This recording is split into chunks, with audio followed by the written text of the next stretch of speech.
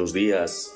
Bienvenidos a otro devocional hablando con Dios en casa, esperando en este día recibir de Dios esas respuestas que tiene para cada uno de nosotros a través de su palabra.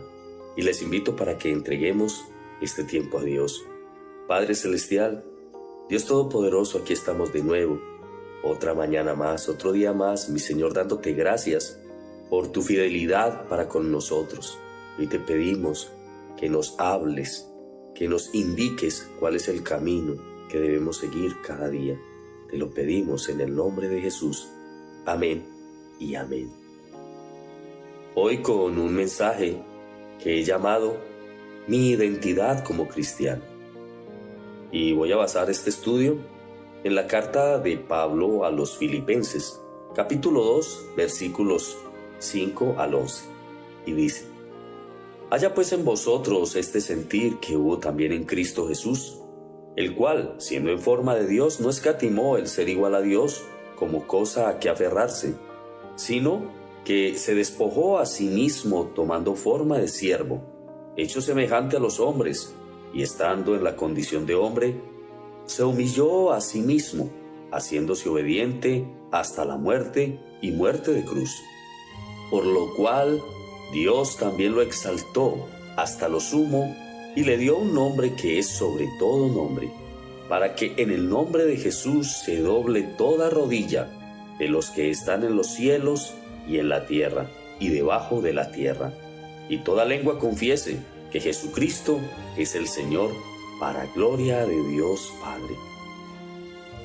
Una de mis mayores preocupaciones a nivel personal en estos últimos días es que muchos nos llamamos cristianos porque decimos seguir a Jesucristo. Sin embargo, surge en mi mente una pregunta en torno a este llamado. ¿La gente que nos rodea puede ver realmente a Cristo en nosotros? Y si no pueden ver a Cristo en medio nuestro, debe ser que algo está fallando. Y acá es de reflexionar sobre el llamado que hizo el Señor al decir: vosotros seréis mis testigos. Y ser testigos no consiste solamente en hablar de Él. Esencialmente, ser testigo de Cristo consiste en vivir en Cristo. Y debo resaltar que no se trata de pertenecer a tal o cual religión para disfrazar el hecho de que soy cristiano. ¿Cómo tener el mismo sentir del Maestro? Hay un texto muy imperante en este pasaje, y es el que se encuentra en el versículo 5, que dice: haya en vosotros ese sentir que hubo en Cristo Jesús. Y parece una petición por parte de Dios muy difícil de cumplir. No obstante, cuando se pide esto, no se está pidiendo imposibles. Está colocando más bien un desafío relevante para la vida de una persona que realmente desea tener la identidad de Cristo. El apóstol Pablo acá está diciendo que el creyente debe anhelar sentir lo mismo que sintió el Señor Jesús.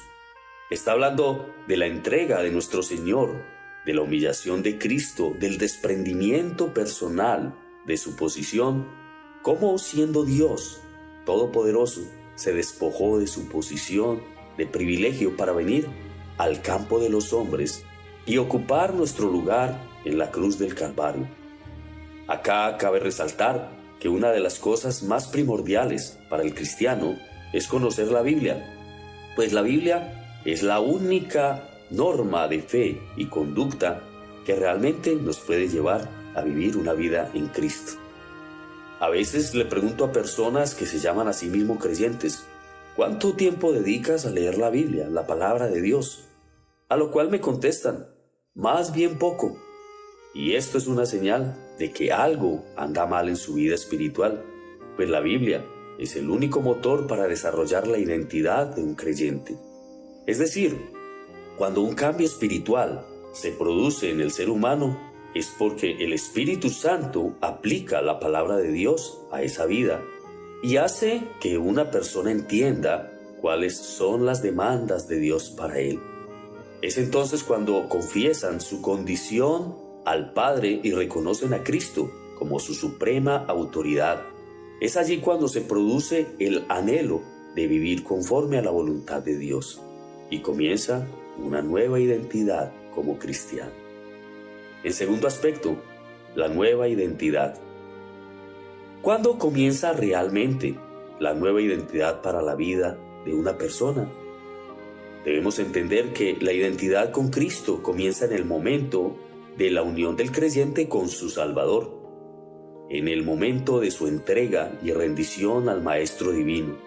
Y esta es producida por la obra del Espíritu Santo cuando, como dice la Escritura, convence a una persona de pecado, de justicia y de juicio.